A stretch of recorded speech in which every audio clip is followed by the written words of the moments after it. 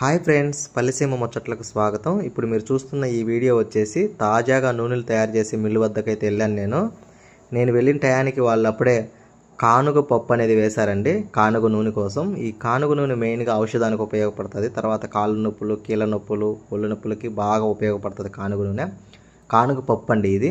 ఎంత ఫ్రెష్గా ఉందో చూడండి. వీళ్ళు డైరెక్ట్గా రైతుల దగ్గరికి మాత్రమే వెళ్ళి తీసుకుంటారంట పప్పు క్వాలిటీని బట్టి. వీళ్ళ దగ్గర అనేక రకాలైన నూనెలు ఉన్నాయండి. సన్ఫ్లవర్ ఆయిల్, తర్వాత కొబ్బరి నూనె, వేరుశనగ నూనె, ఆవాలు, ఆముదము, అలా చాలా రకాల నూనెలు ఫ్రెష్గా అప్పటికప్పటికే మిల్లులో వేసి తీసి పక్కన పెట్టినట్టు చాలా ఉన్నాయి. మీకు ఎవరికైనా కావాలన్నా కూడా వాళ్ళు అప్పటికప్పటికే ఆర్డర్ అయినా పంపిస్తారు.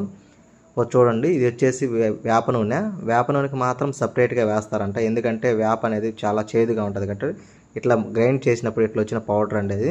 చూడండి, ఇది ఇంత వేప నూనె.